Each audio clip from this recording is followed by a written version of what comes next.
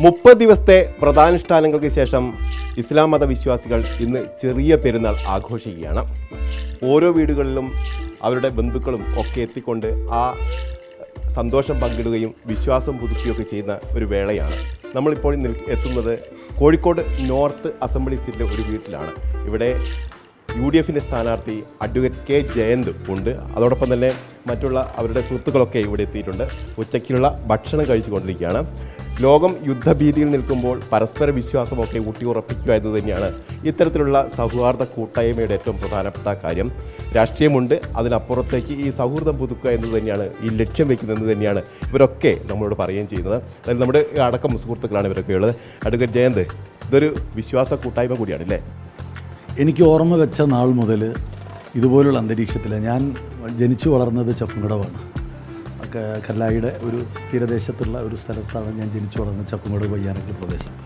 അവിടെ ഇതുപോലെ ഇടകലർന്ന് ജീവിച്ച ഓർമ്മകളാണ് ജീവിതത്തിൻ്റെ ഏറ്റവും വലിയ സമ്പാദ്യം എന്ന് വിശ്വസിക്കുന്ന ഒരാളാണ് ഞാൻ. ഒരൊറ്റ നോമ്പിന് പോലും ഞാൻ പുറത്തുനിന്ന് ഭക്ഷണം കഴിച്ചിട്ടില്ല. എൻ്റെ ഏതെങ്കിലും ഒരു സുഹൃത്തുക്കളുടെ വീട്ടിൽ നിന്നായിരിക്കും. അത് എത്ര ഓർമ്മയുള്ള നാൾ മുതലുള്ള ഒരു ജീവിതമാണ്. കോഴിക്കോട്ടെ സംബന്ധിച്ച്, പ്രത്യേകിച്ച് കല്ലായിയെ സംബന്ധിച്ചൊക്കെ പറയുകയാണെങ്കിൽ എല്ലാ മതവിശ്വാസികളും ഒത്തൊരുമിച്ച് ജീവിക്കുന്ന ഒരു സ്ഥലം കൂടിയാണ്. ഇടവിട്ട് വീടുകളാണ്.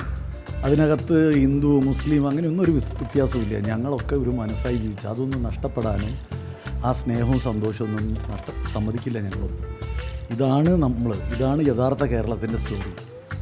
അപ്പോൾ ഈ സ്റ്റോറി തലമുറകളോളം കൈമാറുക എന്നുള്ളതാണ് ഞങ്ങളുടെയൊക്കെ രാഷ്ട്രീയം പറയുന്നത്. ഞങ്ങൾ ഉയർത്തുന്ന രാഷ്ട്രീയവും അതാണ്. നമുക്ക് രാഷ്ട്രീയം പറയാം. നമുക്ക് ഈ വീട്ടുടമസ്ഥനോട് കൂടി നമുക്കൊന്ന് അദ്ദേഹത്തിൻ്റെ അഭിപ്രായം കൂടി തേടാം. എന്താണ് താങ്കൾ പറയാം? ഞാനിന്ന് എന്നെ കാരണം ഒരു ഹോസ്പിറ്റൽ കേസൊക്കെ ആയിട്ട് നിൽക്കുകയായിരുന്നു. അപ്പോൾ എന്നെ ഒരു ചെറിയ പെരുന്നാൾ ആശംസ പറയാൻ വേണ്ടി വിളിച്ചതാണ്. അപ്പോൾ ഞാൻ വളരെ സന്തോഷത്തോടുകൂടി ക്ഷണിച്ചു. അപ്പോൾ അത് വളരെ സന്തോഷത്തോടെ തന്നെ അദ്ദേഹം സ്വീകരിച്ചു. അതിൽ ഞാൻ വളരെ കൃതജ്ഞനാണ്. നമ്മുടെ കൗൺസിലർ കൂടിയുണ്ട്, എന്താണ് പറയാനുള്ളത്? വളരെ സന്തോഷം. പെരുന്നാൾ ഇപ്പോൾ ജയന്ത് പറഞ്ഞ പോലെ നമ്മൾ കോഴിക്കോട്ടുകാരാണല്ലോ. കോഴിക്കോട്ടുകാരുടെ പ്രത്യേകതയാണല്ലോ എല്ലാ നന്മയുടെയും കൂടെ ഉണ്ടാവുക എന്നുള്ളതാണ്. ആ നന്മയിൽ നമ്മുടെ കൂടെ ഉണ്ടായ ഒരു വലിയ ഒരു യൂത്ത് ഐക്കണാണ് സത്യത്തിൽ ജയന്ത്. നിങ്ങൾ പറഞ്ഞ പോലെ കല്ലായി ചക്കൻകടവ് തീരദേശ മേഖലയിൽ ഹിന്ദു മുസ്ലിം സഹോദരങ്ങൾക്കിടയിലൊക്കെ ഒരു വലിയ ജനാധിപത്യ ബോധം ഉയർത്തിക്കൊണ്ടുവന്ന ഒരു വലിയ പൊതുപ്രവർത്തകനാണ്. നമുക്ക് വലിയ സന്തോഷമുണ്ട്. നമ്മളെ ഇടയിൽ നിന്ന് പലപ്പോഴും പല സ്ഥാനാർത്ഥികളുണ്ടാവും, അവരൊക്കെ ലീഡേഴ്സ് ആയിരിക്കും, ഒക്കെ ആയിരിക്കും. നമുക്കിടയിൽ നിന്ന് നമ്മളെപ്പോലെ ഒരുത്തൻ സ്ഥാനാർത്ഥിയായിരിക്കുന്നു, അയാളെ MLA ആക്കി മാറ്റുക എന്നുള്ളത് നമ്മുടെ ദൗത്യമാണ്. ഈ പ്രളയകാലത്തൊക്കെ നമ്മുടെ കൂട്ടായ്മ എത്രത്തോളം ലോകശ്രദ്ധ വരെ പിടിച്ചു പറ്റിയതാണ്. അത്തരത്തിലൊരു കൂട്ടായ്മയാണ്. തീർച്ചയായിട്ടും ഇത് കാലങ്ങളോളം നിൽക്കണം. രാഷ്ട്രീയത്തിനൊക്കെ അപ്പുറത്ത് നമുക്കൊരു സ്നേഹത്തിൻ്റെ രാഷ്ട്രീയമില്ല, പ്രത്യേകിച്ച് കോഴിക്കോടിനകത്ത്. ആ സ്നേഹ കൂട്ടായ്മ നിലനിൽക്കുക. സത്യം പറഞ്ഞു കഴിഞ്ഞാൽ ഇപ്പോൾ ഓരോ ഇഫ്താർ വിരുന്നുകളും അത് വീണ്ടും വിളിച്ചോതുകയാണ് നമ്മളൊന്നാണ് എന്നുള്ളത്. അപ്പോൾ ആ തിരിച്ചുപോക്ക്, അതല്ലെങ്കിൽ ആ പഴയ കാലത്തെ നിലനിർത്തുക എന്നുള്ളതാണ് നമ്മളെല്ലാവരും ചെയ്യേണ്ടത് എന്നുള്ളൊരു അഭിപ്രായമാണ് ഞാൻ. കാരണം നമ്മുടെ മനസ്സുകളെ പരസ്പരം വേർപെടുത്താൻ വലിയ ശ്രമങ്ങൾ ബോധപൂർവം നടക്കുന്ന ഒരു കാലത്ത് ഇത് ഒരർത്ഥത്തിലൊരു ഐക്യപ്പെടലാണ്, അതൊരു വിളംബരമാണ്. നമ്മൾ ഒന്നിച്ച് നിൽക്കണം എന്നുള്ളതിൻ്റെ വിളംബരമാണ്. ഏത് പെരുന്നാളാണ്, പക്ഷേ തെരഞ്ഞെടുപ്പ് കാലമാണ്. അല്പം രാഷ്ട്രീയമൊക്കെ പറഞ്ഞു പോകാം എന്ന് തോന്നുന്നു. എന്താണ് കോഴിക്കോട്ടെ പ്രതീക്ഷകൾ? 100% ജയിക്കുന്ന ഞാൻ വിശ്വസിക്കുന്നു. ഈ നിൽക്കുന്ന ആളുകളൊക്കെ കഴിഞ്ഞ് എത്രയോ കാലങ്ങളായി ഇത് ജയിക്കുന്നതിന് വേണ്ടി പ്രവർത്തിച്ചത്. അതിപ്പോഴല്ല ഞങ്ങൾ ആരംഭിച്ചത്. പാർലമെൻറ്റ് തിരഞ്ഞെടുപ്പ് കഴിഞ്ഞ ഉടനെ ഞങ്ങൾ കോർപ്പറേഷൻ ഇലക്ഷന് വേണ്ടി തയ്യാറെടുത്തു. നിങ്ങൾക്കറിയാം, ഒരു ചെറിയ വോട്ടിന് ചുണ്ടിനും കപ്പിനിടയിലാണ് ഞങ്ങൾക്ക് നഷ്ടപ്പെട്ടത്. ആ സങ്കടം ഇന്നും മനസ്സ് പേറുന്ന ആളുകളാണ്. അപ്പോൾ അന്ന് അത് കഴിഞ്ഞ് പിറ്റേ ദിവസം ആരംഭിച്ചത് ഇവരൊക്കെ എന്ത് വില കൊടുത്തു വലിയ ഭൂരിപക്ഷത്തിന് ജയിപ്പിക്കുമെന്നുള്ള കൃത്യമായ ലക്ഷ്യബോധത്തോടു കൂടിയാണ് ഇവരെല്ലാവരും പോകുന്നത്. അതുമാത്രമല്ല, ഞാൻ നേരത്തെ പലയിടങ്ങളിലും പറഞ്ഞൊരു കാര്യം, ഈ തെരഞ്ഞെടുപ്പ് ഇന്ത്യൻ യൂണിയൻ മുസ്ലിം ലീഗും കോൺഗ്രസും കേരള കോൺഗ്രസും മാത്രമല്ല, അതിനേക്കാളും വലിയൊരു ഘടകകക്ഷി ഞങ്ങളോടൊപ്പം ഉണ്ട്. അത് ഈ നാട്ടിലെ ജനമാണ്. ദുരിതം അനുഭവിച്ച കഴിഞ്ഞ 10 വർഷം കൊണ്ട് ജീവിതത്തിൻ്റെ എല്ലാ ദുരിതങ്ങളിലൂടെയും നീന്തേണ്ടി വന്ന മനുഷ്യർ ഒന്നായി ഞങ്ങളോടൊപ്പം നിൽക്കുക.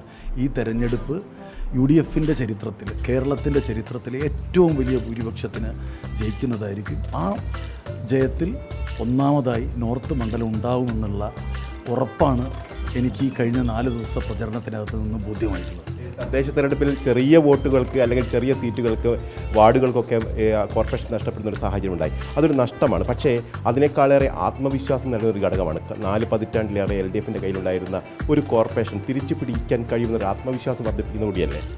സത്യത്തിൽ ഞങ്ങൾ ജയിച്ചതാണ്, ജനം ഞങ്ങൾ ജയിപ്പിച്ചതാണ്. നിങ്ങൾക്കറിയാം, ഞങ്ങൾ ജയിച്ച വാർഡുകൾ 14,000 വോട്ടുള്ള വാർഡ്, 10,000 വോട്ടുള്ള വാർഡ്, അത് ഒക്കെ വളരെ ബോധപൂർവം ചെയ്തതാണ്. തിരിച്ച് CPM ഉം BJP ഒക്കെ 3,000 വോട്ട്, 3,500 വോട്ടുള്ള വാർഡുകളാണ്. ഈ കോഴിക്കോട് കോർപ്പറേഷനിൽ മാത്രം 18,600 വോട്ടാണ് ഇടതുമുന്നണിക്ക് കുറഞ്ഞിട്ടുള്ളത്. അതിൽ മുഴുവൻ വോട്ടും കിട്ടിയത് UDF-നാണ്. 7,000-ലധികം പുതിയ വോട്ടർമാരുണ്ടായിട്ടും BJPക്ക് വെറും 642 വോട്ടാണ് വർദ്ധിച്ചത്. അപ്പോൾ കോഴിക്കോടിൻ്റെ ചുവരെഴുത്ത് വളരെ കൃത്യമാണ്. UDF തിരിച്ച് പഴയ പ്രതാപത്തിലേക്ക് വരണമെന്നുള്ള ചിന്ത നഗരത്തിലെ വോട്ടർമാർക്കുണ്ട്. അത് ഓരോ വീടുകളിൽ പോകുമ്പോഴും ഓരോ വ്യക്തികളിൽ പോകുമ്പോഴും നമുക്ക് കാണാൻ കഴിയും. വളരെ എൻത്യൂസിയാസ്റ്റിക് ആയിട്ടാണ് അവരൊക്കെ ഇറങ്ങുന്നത്. പിന്നെ വ്യക്തിപരമായി എന്നെ സംബന്ധിച്ചിടത്തോളം ഞാൻ ജനിച്ചു വളർന്ന നഗരം, ഈ നഗരത്തിലുള്ള എൻ്റെ ബന്ധങ്ങൾ എന്നുള്ളത് നഴ്സറി മുതൽ സ്കൂള് 10-12 വർഷം ഈ നഗരത്തിലെ കോളേജിൽ പഠിച്ച് ഈ മുഴുവൻ സുഹൃത്തുക്കൾ രാഷ്ട്രീയത്തിനപ്പുറത്ത്, അത് നിങ്ങൾക്ക് കുറേ കൂടി കഴിയുമ്പോൾ അത് ബോധ്യമാവും. അവരൊക്കെ രാഷ്ട്രീയത്തിനപ്പുറത്ത് പരസ്യമായി അവർ രംഗത്തിറങ്ങിയിരിക്കുക. വലിയ ഭൂരിപക്ഷത്തിന് ഇവിടെ ജയിക്കാൻ സാധിക്കുന്നുള്ളതിൽ യാതൊരു തർക്കമില്ല. ഒരു പ്രധാനപ്പെട്ട കാര്യം, കോർപ്പറേഷനിൽ BJP ഡബിൾ ഡിജിറ്റിലേക്ക് വളർന്നു വരുന്ന സാഹചര്യമുണ്ട്. അത് ഈ തെരഞ്ഞെടുപ്പിൽ, നിയമസഭാ തെരഞ്ഞെടുപ്പിൽ എത്രത്തോളം സ്വാധീനിക്കാൻ സാധ്യതയുണ്ട്? ഇതിൻ്റെ ഉത്തരം ഞാൻ നേരത്തെ പറഞ്ഞു. 7,000 പുതിയ വോട്ടർമാർ 5 വർഷത്തിന് ശേഷം വർദ്ധിച്ചിട്ടും BJPക്ക് വർദ്ധിച്ചത് 642 വോട്ടാണ്. ഡബിൾ ഡിജിറ്റ് ആയതെന്താ? 731 വോട്ടിനാണ് ചാലപ്പുറം വാർഡ് ജയിക്കുന്നത്, 734 വോട്ടിനാണ് മാവൂർ റോഡ് വാർഡ് ജയിക്കുന്നത്. BJP ജയിച്ച 6 വാർഡ് ഒന്നായിട്ട് ചേർത്ത് വെച്ചാൽ ഞങ്ങളൊരൊറ്റ വാർഡിൽ TPM ജിഷാന് കിട്ടിയ 5,600 വോട്ട് എത്തില്ല. അപ്പോൾ ഇത് വളരെ ബോധപൂർവം BJP വളർന്നു എന്ന് ജനങ്ങളെ തെറ്റിദ്ധരിപ്പിച്ച് മതന്യൂനപക്ഷങ്ങളെയൊക്കെ ഭയപ്പെടുത്തി കൂടെ നിർത്തുവാൻ വേണ്ടി CPM ചെയ്തൊരു കെണിയായിരുന്നു. പക്ഷെ ആ കെണി ജനം അതിജീവിച്ചു. ഇന്ന് അവരൊറ്റപ്പെട്ട് നിൽക്കുക. അത് വെറും ജനം മാത്രമല്ല, CPM-നകത്ത് വളരെ സെക്കുലറായി ചിന്തിക്കുന്ന മനുഷ്യരൊക്കെ, ജനാധിപത്യത്തിൽ വിശ്വസിക്കുന്ന മനുഷ്യരൊക്കെ ഞങ്ങളോടൊപ്പം ചേർന്ന് മുന്നോട്ട് വന്നുകൊണ്ടിരിക്കുക. നാട്ടുകാരിൽ ഒരാളെ ഒരു സ്ഥാനാർത്ഥിയെ വിജയിപ്പിക്കാൻ നിങ്ങളൊക്കെ തയ്യാറായി കഴിഞ്ഞു?